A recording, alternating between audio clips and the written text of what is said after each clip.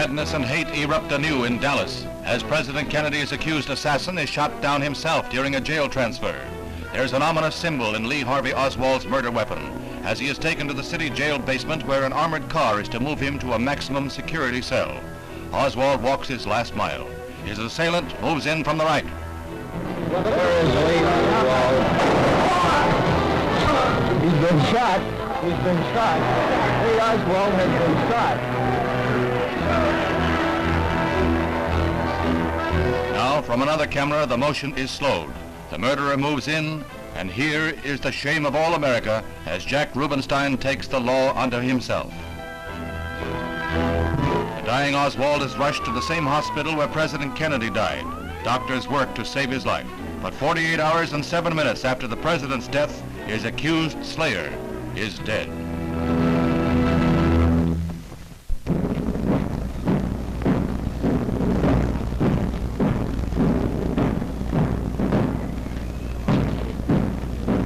The sound of the muffled drum sweeps in melancholy waves over the hushed throng. A hush broken only by a stifled sob, a murmured prayer. A whole people is lifted up in common sorrow and ennobled in their hearts. Down this avenue of sadness, they bring President John F. Kennedy, martyred hero, to lie in state under the great dome of the Capitol.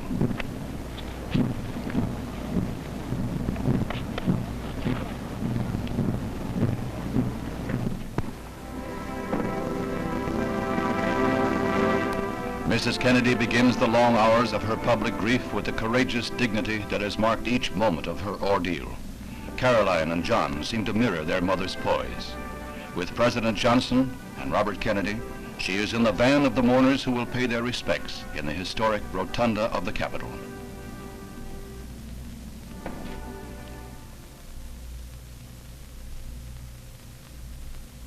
President Johnson represents a sorrowing people as he places the wreath marked "From President Johnson, Nation."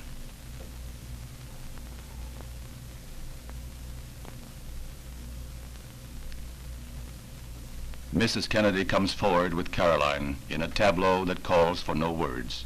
Its poignancy calls only for tears.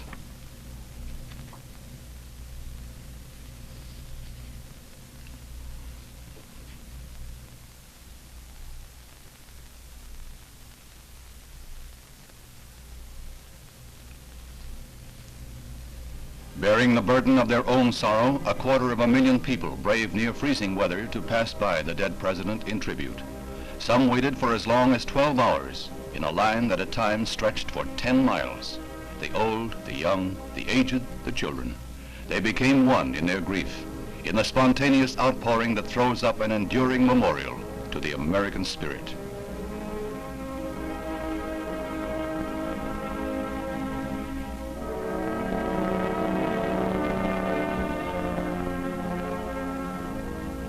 And so they kept their vigil through the long and lonely night, each man a tiny island of sadness, buffeted by the seas of unhappy fate.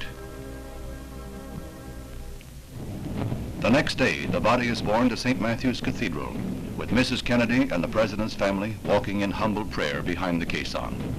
Not since the funeral of Britain's King Edward VII in 1910 has there been such a gathering of kings and queens, presidents and premiers. 220 dignitaries from 92 foreign lands honor the warrior who died while fighting for peace and liberty and the dignity of man. Erect and proud, Mrs. Kennedy walks the 6 long blocks with firm step yet tearful eye. At the cathedral, a pontifical funeral mass is to be said for the repose of the soul of the first Roman Catholic president, a devout man from a devout family, who today find deep solace in the solemn rites of their church. As the distinguished mourners gather in St. Matthew's, peoples of all faiths around the world join them in prayers. Mass is read in Moscow, Buddhists pray in South Vietnam, Shinto priests conduct services in Tokyo, a rabbi exhorts God in Israel. The foreign dignitaries move unobtrusively to their pews. They attached little importance to their own identities today. Joining the humble in the 4 corners of the earth, they pray, each in his own way, that the soaring spirit that was President Kennedy in life may find eternal rest in death.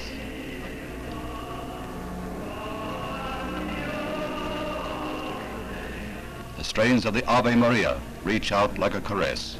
Mrs. Kennedy requested it. The Ave Maria was sung at her wedding.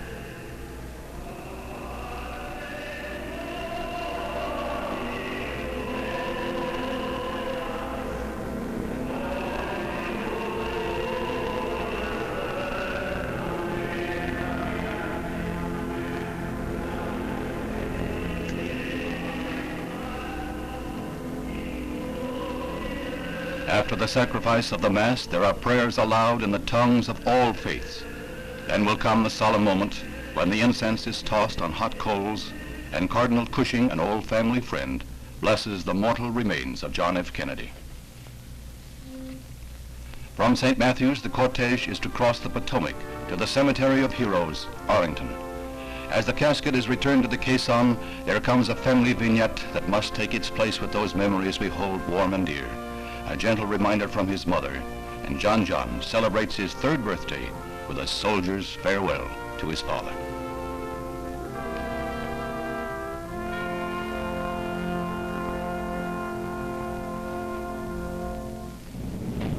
No finer epitaph could be extended President Kennedy than his own words from the speech he was to deliver in Dallas the day of his assassination. We in this country, in this generation, are, by destiny rather than choice, the watchmen on the walls of world freedom.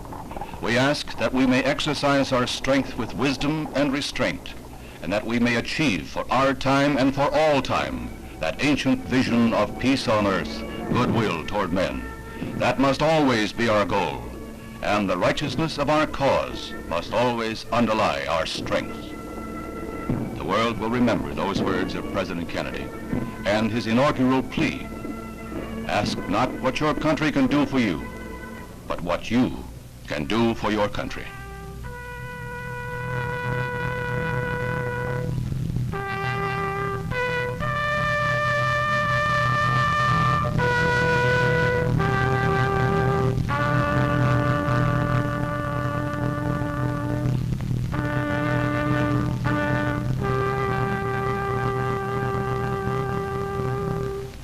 The Irish Honor Guard with a flourish of arms, and the precious banner that was the President's shroud for 3 days is folded smartly for presentation to Mrs. Kennedy.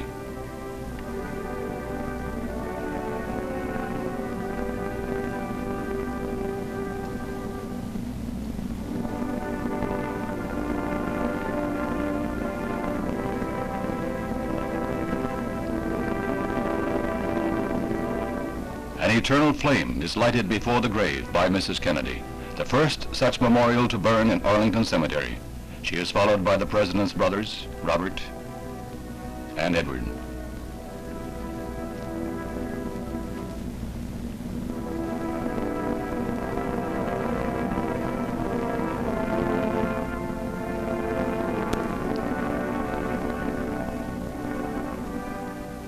Thus the American people have buried their beloved leader. May his family find comfort in knowing they walked with greatness. And may the soul of John Fitzgerald Kennedy rest in peace.